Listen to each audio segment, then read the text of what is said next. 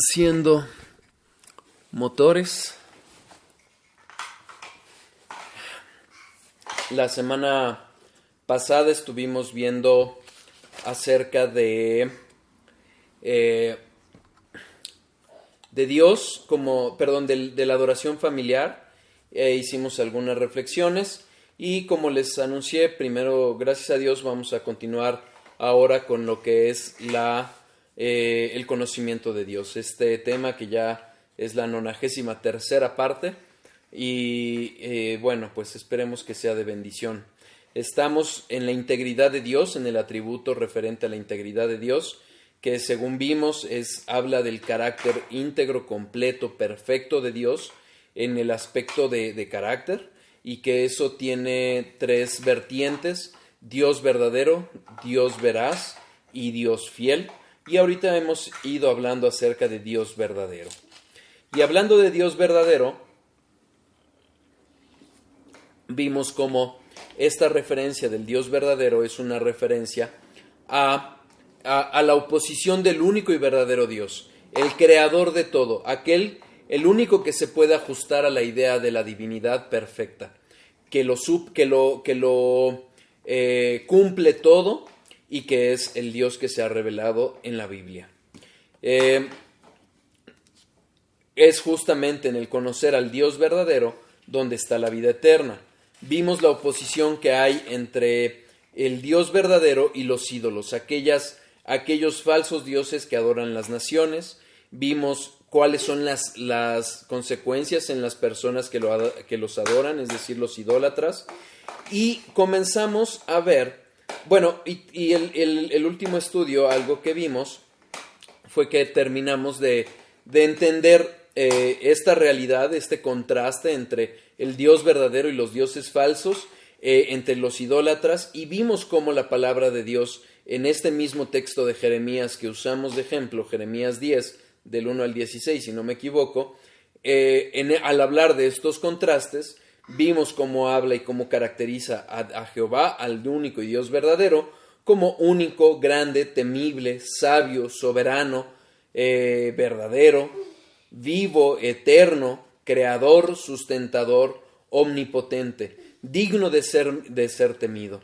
Entonces, vimos justamente cómo el único Dios verdadero se distingue de los demás por su naturaleza gloriosa, es decir, Dios, el verdadero Dios que se ha decidido revelar a través de la palabra, muestra su naturaleza gloriosa, es decir, los atributos de Dios. Son los atributos de Dios los que quedan claramente manifestados y cumplidos en Jehová. Además de que es el Dios trino. Y empezamos a hablar acerca del conocimiento del Dios verdadero. Vimos cómo el conocer al Dios verdadero es la cúspide de todo el conocimiento y de todo el entendimiento humano.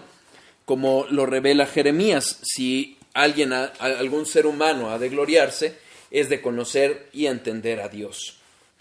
Vimos que el pueblo de Dios, ese Israel que había levantado de una sola persona, que fue Abraham, falló porque le faltó el conocimiento personal de Dios. Justamente es por eso que hemos abocado tanto tiempo del estudio que hemos dado a conocer a Dios y a conocer y ver así cómo es que habíamos realmente, cada uno de nosotros sin duda, antes de conocer al Dios verdadero, adorado ídolos. Vimos también que el que podamos conocer a Dios o el que Dios pueda ser conocido es factible porque es la voluntad de Dios ser conocido. Es su voluntad haberse dado a conocer. El agnosticismo, es decir, aquellos que niegan, ellos no son tan soberbios, si uno quiere pensar como los ateos que consideran que no existe Dios. Los agnósticos niegan que podamos conocer a Dios y que podamos siquiera saber si existe o no Dios y que le podamos conocer. Y como dice Vique, el agnosticismo no es humildad, sino un insulto a Dios, porque finalmente si Dios ha determinado darse a conocer, Él va a darse a conocer, ¿ok? Y empezamos a hablar en otro aspecto del conocimiento de Dios, refiriéndonos a que el conocimiento de Dios es viable o es posible. Y ahí fue donde nos quedamos. Voy a empezar el estudio de hoy con un repaso más detenido de lo que empezamos a ver acerca de este punto, pero repaso al fin y al cabo y ya después retomamos ya el ritmo normal del estudio. Vimos que finalmente es permitido el conocimiento de Dios, es viable o es posible por la creación que ha dado Dios o la creación que ha hecho Dios, pero también la recreación que ha hecho en el hombre de la imagen de Dios, la imago Dei que veíamos en el estudio anterior. Génesis 1, 26 y 27 habla de que cuando Dios está creando, está llegando a la culminación de la creación del mundo, decide crear al hombre y lo crea a su imagen y semejanza. Esto implica, como dice Vique, que podemos conocer a Dios de una manera análoga a su autoconocimiento. Si nosotros recordamos, cuando hablamos de la omnisciencia de Dios, vimos cómo su conocimiento es perfecto, y gracias a que su conocimiento es perfecto y la trascendencia de Dios, es solo a través de Dios que podemos conocerle. Entonces, nos ha dado de su imagen y de la forma en que Él, en forma análoga a como Él se autoconoce, nosotros podemos conocerle gracias a que compartimos su imagen y semejanza. El hecho de que seamos hechos a su imagen nos ha dado cualidades y atributos que nos permiten conocerlo. Y si nosotros conocemos un poquito acerca de la historia de los derechos humanos, que hoy están tanto en boga, es irónico pensar que se puede hablar, por ejemplo, de un derecho humano al aborto cuando justamente ataca esa dignidad de los bebés que están en el vientre de sus madres y que ostentan la imagen de Dios, la imago Dei. ¿Por qué digo que es irónico? Porque finalmente la dignidad humana, que es la base de todos los derechos humanos, es reconocida como la base de todo derecho humano. Es porque somos hechos a la imagen de Dios que nosotros tenemos derechos. La revelación general da evidencia de la existencia de Dios. Vimos que la creación visible, es decir, lo que nosotros podemos ver en los cielos, en la creación misma, en los animales, en nosotros mismos, en las células, es un testimonio externo. Y vimos cómo Romanos 1:20 habla de que la creación, esa revelación general, da un testimonio externo que no deja excusa al ser humano como para poder negar a Dios. Y hablamos también de un testimonio interno, que es nuestra conciencia, que también en Romanos 2, 14, 15, vemos que Dios ha dejado su ley en los corazones de los hombres y dan evidencia interna de la existencia de Dios. Por eso es que la Biblia habla de los ateos como necios. McLeod dice que la Biblia nunca prueba la existencia de Dios, simplemente asume que Dios existe y los hombres saben que existen. Les comentaba, si no me equivoco, en el último estudio,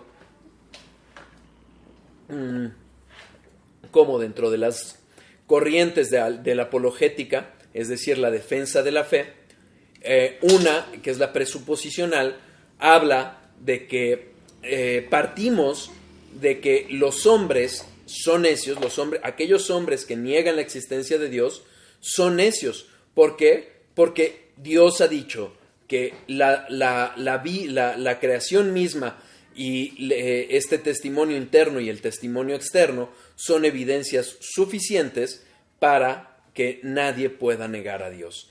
Entonces, es por eso que les comentaba que Salmo 53.1, al cual les pido que vayamos, es mamá que está hablando, está pidiendo la medicina. 53.1 dice lo siguiente. Y aquí es donde ya retomamos bien el estudio. Empezamos ya con el ritmo que usualmente tenemos. Salmo 53.1. Cuidado, chiquito, porque lo estoy usando para grabar. Salmo 53:1. Dice el necio en su corazón, no hay Dios. El ateo es un necio. Decía Spurgeon que el ateísmo es una perversión tan grande que ni los demonios la llevan a cabo. El necio viene de la palabra hebrea naval, que refiere a la falta de sentido moral en la persona. La negación que hacen de Dios es solo el fruto de la corrupción del hombre. Salmo 74.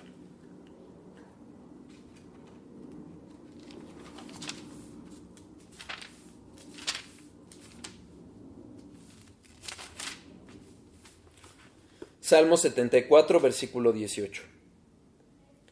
Acuérdate de esto, que el enemigo ha afrentado a Jehová, y el pueblo insensato ha blasfemado su nombre. Versículo 22. Levántate, oh Dios, aboga tu causa, acuérdate de cómo el insensato injuria cada día. ¿Qué es lo que sucede? El hombre, el ser humano, es tan pecador, tan amante de su pecado, que blasfema el nombre de Dios, que lo niega. Hay dos tipos de ateísmo, el intelectual y el práctico. El práctico es aquel que, ya sea que no se pronuncia expresamente acerca de la existencia de Dios, pero, aunque la pudiera afirmar, la niega con su forma de ser. Finalmente, la depravación es la que lleva al ser humano a alejarse de Dios, a blasfemar su nombre, a pecar, a aborrecer el orden que Dios ha dado. Cuando llega la negación de la existencia de Dios, es solo una consecuencia, es el fruto de la depravación que hay en el corazón de Dios. Charnock dice, así que un necio es no el que tiene necesidad de razón, sino que abusa de su razón. Es decir, el que llega a este carácter de necio a tal grado como para negar las evidencias claras que da la creación misma y aún el propio corazón del hombre, esta ley, este testimonio interno que Dios le ha dado al ser humano, es porque abusa y usa de pretexto su razón para procurar negar a Dios. ¿Sí me explico? O sea, no es porque sea necio no es porque sea ignorante, sino que lejos de que le falte entendimiento, abusa de ese entendimiento que Dios mismo le ha dado para buscar negar a Dios.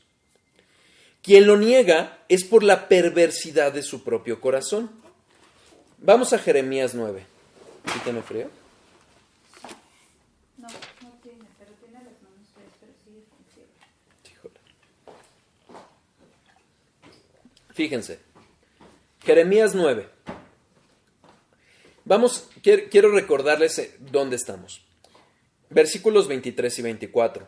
Así dijo Jehová, no se alabe el sabio en su sabiduría, ni en su valentía se alabe el valiente, ni el rico se alabe en sus riquezas. Mas alábese en esto el que se hubiere de alabar, en entenderme y conocerme, que yo soy Jehová, que hago misericordia, juicio y justicia en la tierra.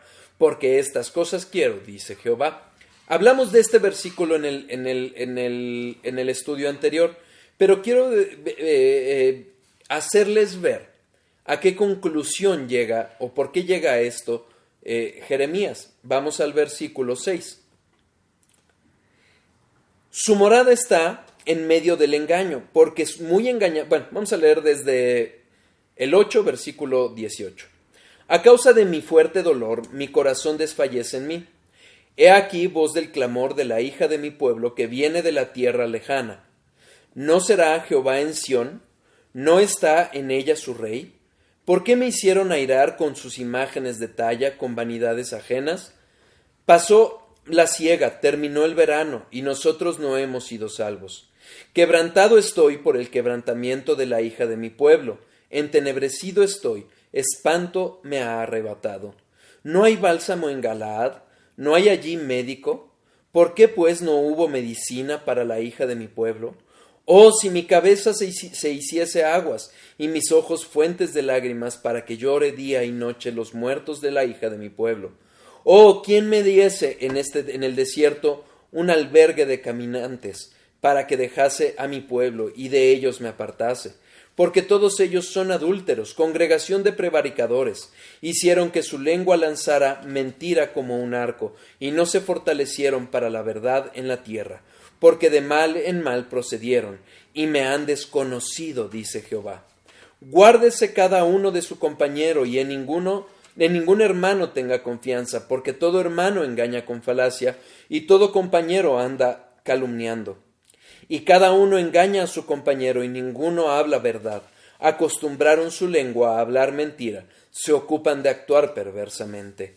Su morada está en medio del engaño, por muy engañadores no quisieron conocerme, dice Jehová.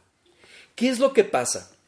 Vemos este contraste en aquello que realmente es digno de alabanza, que es el conocer a Dios, y ojo, cuando vamos conociendo a Dios, lejos de alabarnos a nosotros mismos, vamos conociendo más a Dios y vamos alabándonos más a Dios y humillándonos.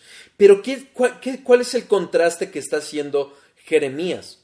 Vemos a un pueblo depravado, a un pueblo engañador, mentiroso, adúltero, que adora imágenes de talla. ¿Y cuál es la consecuencia? Se rehúsan a conocer al Dios verdadero. Por eso es por lo que dice Charnock, que el necio no es una falta de entendimiento, no, es que aborrece que haya un Dios que le imponga qué es lo bueno y qué es lo malo, y entonces usa su razón para negarlo. Por ende, no es que haya una, ¿cómo decirlo? Una excusa o un pretexto para que no conozcan a Dios, sino que son responsables por su ignorancia fingida.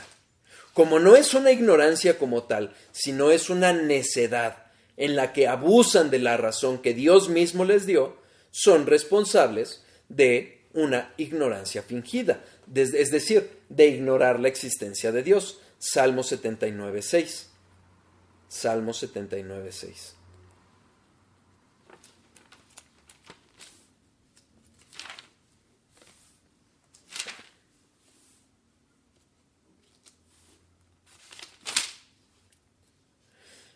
Derrama tu ira sobre las naciones que no te conocen y sobre los reinos que no invocan tu nombre.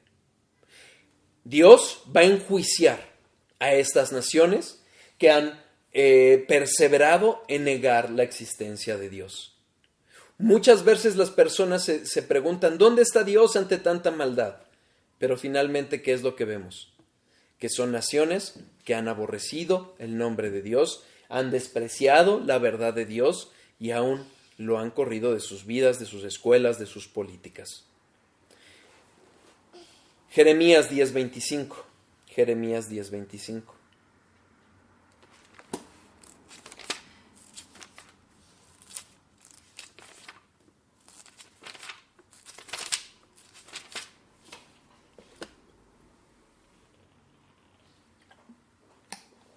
Derrama tu enojo sobre los pueblos que no te conocen, sobre las naciones que no invocan tu nombre, porque se comieron a Jacob, lo devoraron, le han consumido y han asolado su morada. ¿Qué vemos? Vemos la ira santa, justa de Dios siendo derramada sobre los pueblos que se han vuelto necios y que niegan el testimonio externo y el testimonio interno acerca de la existencia de Dios. Dice Vique, la fe es una respuesta sabia a la autorrevelación de Dios. El ateísmo no surge de la falta de evidencia o persuasión intelectual, sino de la oscuridad interior del hombre en rebelión contra Dios. Esa es la naturaleza del ateísmo, es la depravación interna que lleva a negar a Dios. Y pasa exactamente igual con aquella persona o aquella sociedad o aquella corriente intelectual que pretende hacer un Dios a la imagen del ser pervertido del ser humano y no buscar al Dios verdadero para entonces adecuarse a él. ¿Me explico? Finalmente es la depravación, es el pecado voluntario del hombre. Viene a mi memoria lo que dice Jesús a Nicodemo, Juan 3.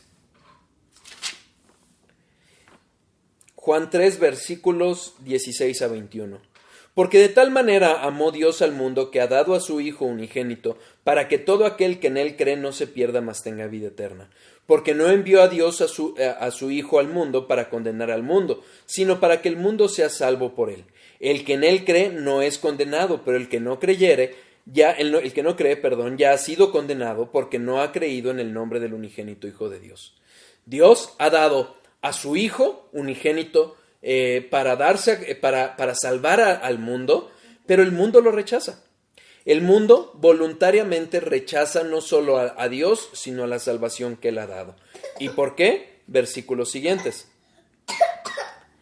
Y esta es la condenación, que la luz vino al mundo y los hombres amaron más las tinieblas que la luz, porque sus obras eran malas. Porque todo aquel que hace lo malo aborrece la luz y no viene a la luz, para que sus obras no sean reprendidas. Mas el que practica la verdad viene a la luz para que sea manifiesto que sus obras son hechas en Dios. Hay un rechazo a la existencia de Dios, a ese Dios soberano, santo. ¿Por qué? Porque el ser humano prefiere las tinieblas. Entonces, sin duda, ya ahorita vamos a ver las consecuencias de ello, pero el origen del ateísmo, el origen del agnosticismo, no es otra cosa más que la depravación interna del hombre que lleva a negar las evidencias claras de la existencia de Dios. Por ello, vino a dar Cristo el conocimiento del Dios verdadero. Primera de Juan 5:20. Primera de Juan 5:20.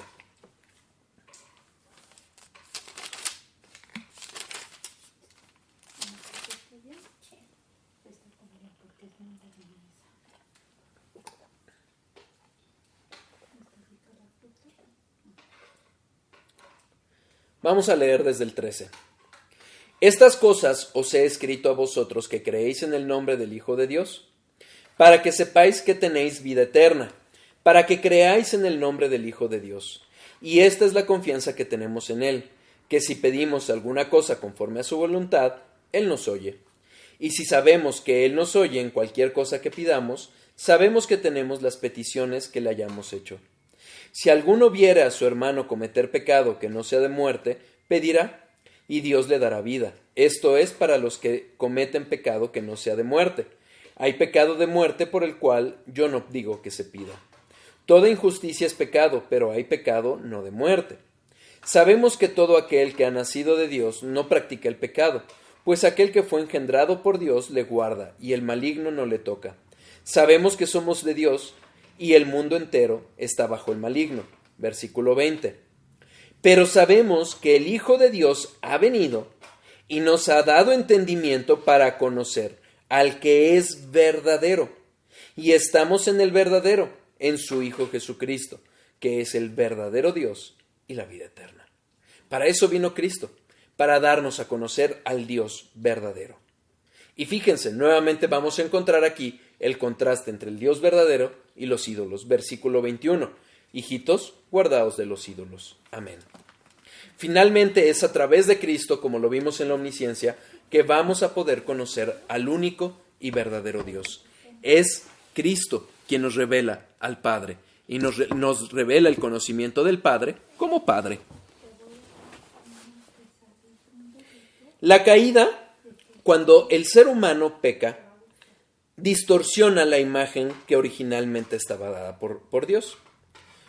Nuevamente, originalmente fuimos todos hechos a la imagen de Dios. Génesis 1, 26 y 27.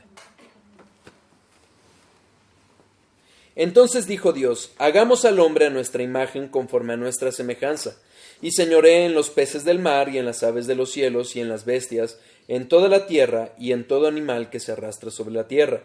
Y creó Dios al hombre a su imagen, a imagen de Dios lo creó, varón y hembra los creó. ¿Qué es lo que sucede? ¿Qué es lo que pasa después?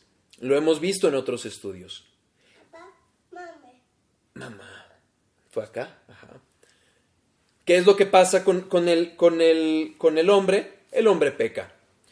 Sabemos la historia que está narrada en Génesis 3. La serpiente tienta a Eva, come del fruto, lo da de comer a su esposo, viene la caída y el hombre, esa imagen que originalmente era hecha la imagen de Dios, es distorsionada por el pecado. ¿Y qué sucede a partir de ahí? De ahí sucede algo interesante. Vamos a Génesis 5, versículos 1 y 3. 1 a 3, perdón. Este es el libro de las generaciones de Adán. El día en que creó Dios al hombre, a semejanza de Dios lo hizo. Varón y hembra los creó y los bendijo. Y llamó el nombre de ellos Adán, el día en que fueron creados. Hasta ahí queda claro. Pero fíjense qué pasa después de la caída. Y vivió Adán 130 años y engendró un hijo a su semejanza, conforme a su imagen, y llamó su nombre Set. A partir de la caída de Adán y Eva, ya la descendencia, y eso nos incluye a todos nosotros, a toda la humanidad, porque finalmente Noé, su esposa y sus 3 hijos con sus 3 esposas respectivamente, son descendientes de Adán. Y por ende, toda la humanidad ya no fuimos creados o ya no seguimos con la imagen pura, perfecta con la que nos había creado Dios originalmente. Ya somos creados a la imagen de ¿quién? De Adán, del ser humano caído. Esta imagen de Dios fue distorsionada. Es por eso que ahora necesitamos de Cristo para que nos dé a conocer a Dios, y entonces la imagen que originalmente nos dio Dios al crearnos, ahora nosotros seamos hechos restaurados a esa imagen. Colosenses 3. Colosenses 3.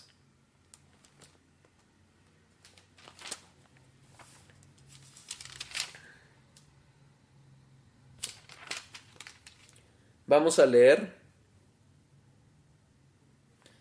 desde las 5.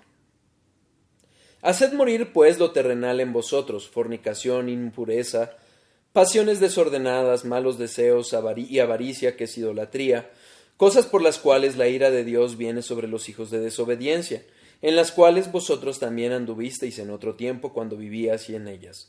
Pero ahora dejad también vosotros todas estas cosas: ira, enojo, malicia, blasfemia, palabras deshonestas de vuestra boca. No mintáis los unos a los otros, habiéndoos despojado del viejo hombre con sus hechos. Versículo 10. Y revestido del nuevo, del cual, conforme a la imagen del que lo creó, se va renovando hasta el conocimiento pleno, donde no hay griego ni judío, circuncisión ni circuncisión, bárbaro ni escita, siervo ni libre, sino que Cristo es el todo y en todos. Fíjense, versículo 10. Conforme a la imagen del que lo creó, se va renovando. ¿Qué es lo que va a pasar? Que esta imagen distorsionada por el pecado va a ser dejada en el viejo hombre y vamos a ser restaurados. Por eso el proceso de santificación que nos va conformando a la imagen de Cristo, del varón perfecto. ¿Ok? El conocimiento del Dios verdadero. Bueno, entonces, ya vimos que conocemos a Dios porque es voluntad de Dios darse a conocer. Vemos que es viable el conocimiento a Dios porque Dios nos hizo a su imagen y semejanza. Y aunque esa imagen y semejanza con la que originalmente nos creó Dios fue destruida por el pecado, ahora ha sido restaurada por Cristo. Y somos restaurados a esa imagen a través del conocimiento de Dios. ¿Ok? Ahora, el conocimiento del Dios verdadero se va a comunicar a través de la revelación general y a través de la revelación especial. Dios se ha dado a conocer a través de toda la creación. Lo vimos, el testimonio externo. Salmo 19.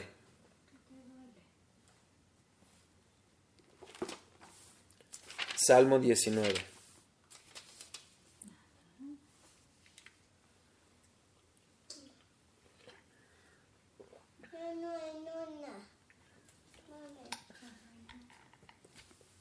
Los cielos cuentan la gloria de Dios, y el firmamento anuncia la obra de sus manos. Un día emite palabra a otro día, y una noche a otra noche declara sabiduría. No hay lenguaje ni palabras, ni es oída su voz. Por toda la tierra salió su voz, y hasta el extremo del mundo sus palabras. En ellos puso tabernáculo para el sol, y éste, como esposo que sale de su tálamo, se alegra, de cual gigante para correr el camino. De un extremo de los cielos es su salida, y su curso hasta el término de ellos, y nada hay que se esconda de su calor. ¿Qué vemos? Que la creación misma, los cielos, la luna, el sol, las estrellas, toda la creación que vemos con nuestros ojos, nos da testimonio de que hay un Dios. Romanos 1:20, lo hemos visto en otras ocasiones. Porque las cosas invisibles de Él, su eterno poder y deidad, se hacen claramente visibles desde la creación del mundo, siendo entendidas por medio de las cosas hechas, de modo que no tienen excusa. Aquellos que niegan la verdad no tienen excusa, es lo que hemos visto. ¿Ok? Dios se ha dado a conocer su existencia, su deidad, su poder, su sabiduría en sentido magno en sentido amplio a través de la creación. Pero también Dios se ha dado a conocer personalmente. Regresemos al Salmo 19.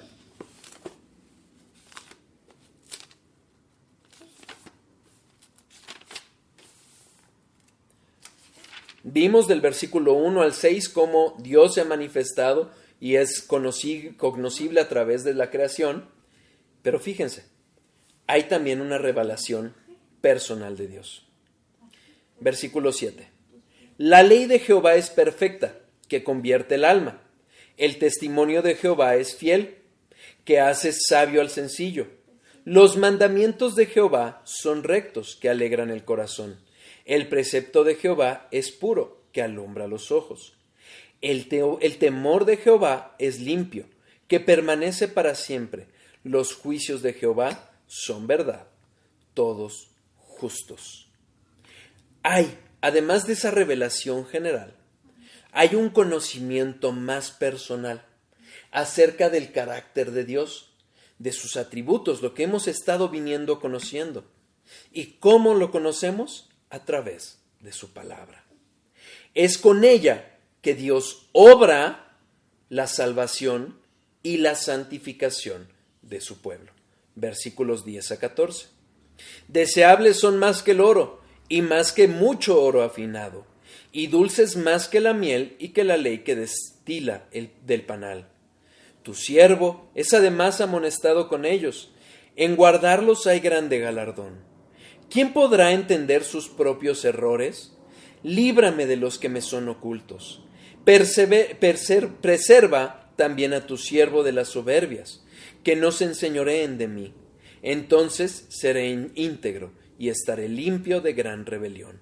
Sean gratos los dichos de mi boca y la meditación de mi corazón delante de ti, oh Jehová, roca mía y redentor mío.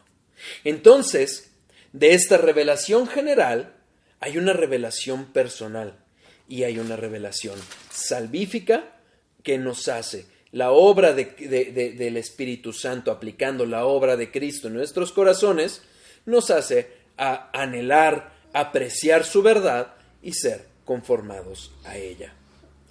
Es así que el Espíritu de Dios nos revela las cosas de Dios. Primera de Corintios 2, versículos 9 a 6.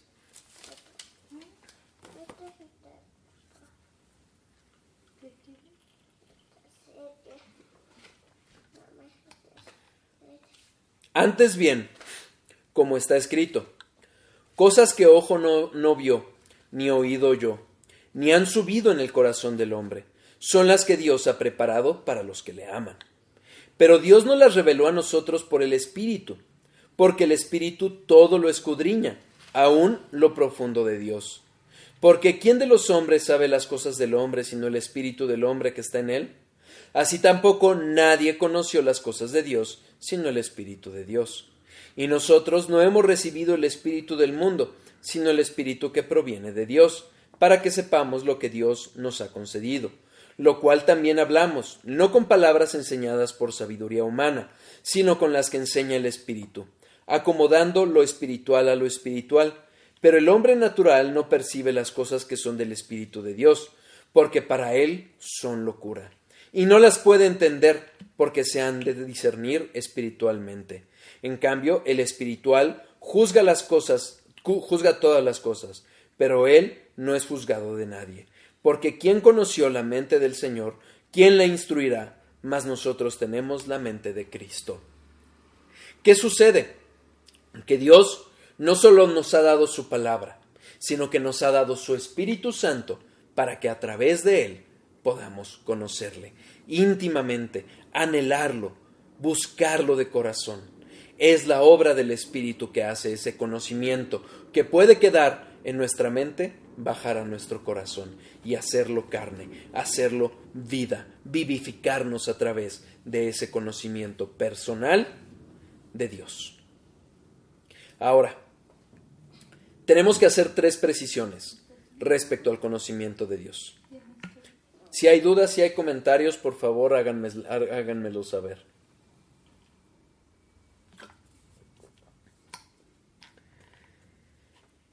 Ya vimos que Dios es cognoscible. Dios se ha dado a conocer. Dios nos ha dado los elementos para poderle conocer. Y además se ha revelado no solo en forma general, sino también en forma particular. Y además de haberse revelado en forma particular, nos ha dado la mente de Cristo, nos ha dado a su Espíritu para que le podamos conocer. Pero hay que hacer 3 precisiones. Lo hemos visto cuando hablamos de 2 atributos, la omnisciencia de Dios y la trascendencia de Dios. Dios es tan trascendente, tan superior a nuestro entendimiento, a nuestro conocimiento, que aunque le podemos conocer y conocer personalmente, no podemos conocerle cabalmente. Hay una limitación al conocimiento que nosotros tenemos. Efesios 3, versículo 19.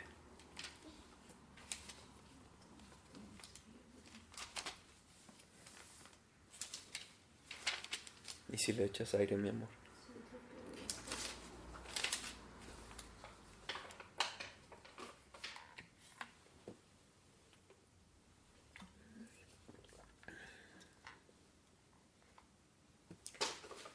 Pablo ha descrito cómo ha operado en los capítulos previos de esta epístola, ha descrito cómo ha operado esa salvación soberana, misericordiosa, puramente de gracia de parte de Dios hacia su pueblo. Ha mostrado su amor, nos ha reconciliado con sí mismo a través de Cristo en la cruz y ha tenido el placer de revelar ese conocimiento no solo al pueblo de Israel originalmente elegido por Dios para darse a conocer, sino a los gentiles. Y entonces vemos Efesios 3, versículo 14. Por esta causa doblo mis rodillas ante el Padre de nuestro Señor Jesucristo, de quien toma nombre toda familia de los cielos y en la tierra, para que os dé, conforme a las riquezas de su gloria, el ser fortalecidos con el poder en el hombre interior por su Espíritu, para que habite Cristo por la fe en vuestros corazones, a fin de que arraigados y cimentados en amor, seáis plenamente capaces de comprender con todos los santos cuál sea la anchura, la longitud, la profundidad y la altura, y de conocer el amor de Cristo, que excede a todo conocimiento, para que seáis llenos a toda plenitud de Dios. El conocimiento pleno de Dios excede lo que nosotros somos capaces. Tenemos una maravillosa revelación, Dios mismo hablando a través de su palabra, a su Espíritu mismo obrando en nosotros. Nos ha dado su mente para que le podamos conocer. Pero no obstante, ese conocimiento de Cristo pleno va a exceder a todo conocimiento. Sepamos que tenemos limitaciones. Cuidémonos de pretender humanizar a Dios cuando le vamos conociendo. Mejor, basémonos en la predicación, en la verdad de Dios, para entonces poderle conocer, con las limitaciones que tengamos, que tenemos, pero vayámosle conociendo a través de ella, conscientes de que tenemos limitaciones. Debemos de entender otra cosa. El conocimiento que podemos alcanzar de Dios, si lo hacemos humanamente, si consideramos el conocimiento que viene de gente que no conoce a Dios, es decir, cristianos, falsos cristianos, o de otras religiones, o del mundo, es un conocimiento distorsionado. ¿Por qué? Porque solo hay un mediador entre Dios y los hombres, que es Jesucristo hombre. Solo a través de Él es que podemos conocer al Dios verdadero. Y entendamos una cosa, que el conocimiento del Dios verdadero es un conocimiento que se da por gracia. Mateo 11, 27.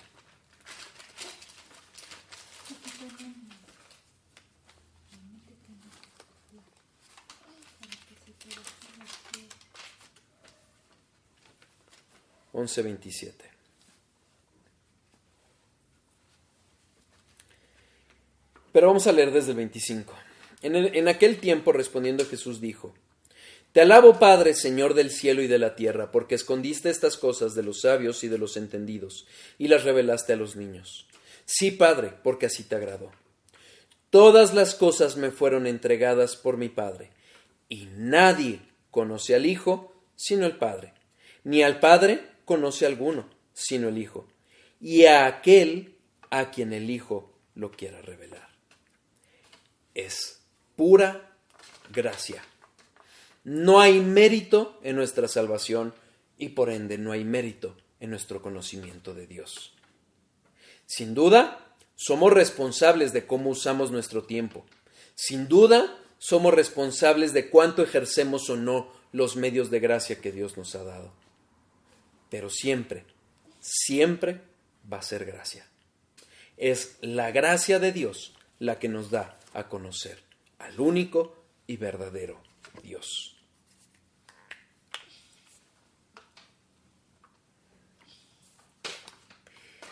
Entendamos otra cosa, hermanos.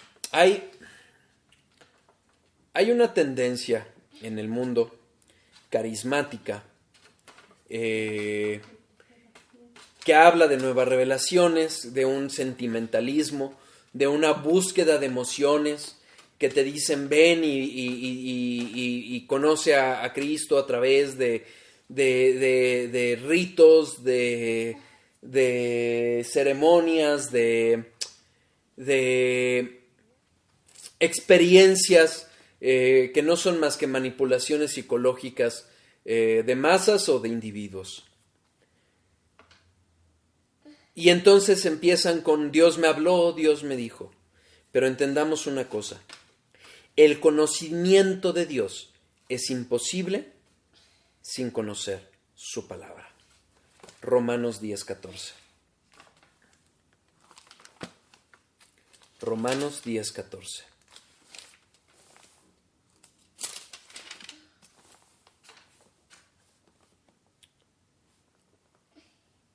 ¿Cómo pues invocarán a aquel en el cual no han creído?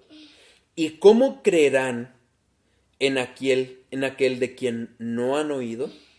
¿Y cómo oirán sin saber quién les predique?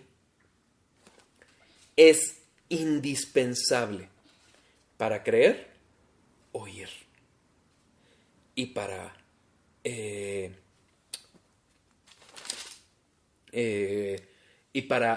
oír que alguien les predique.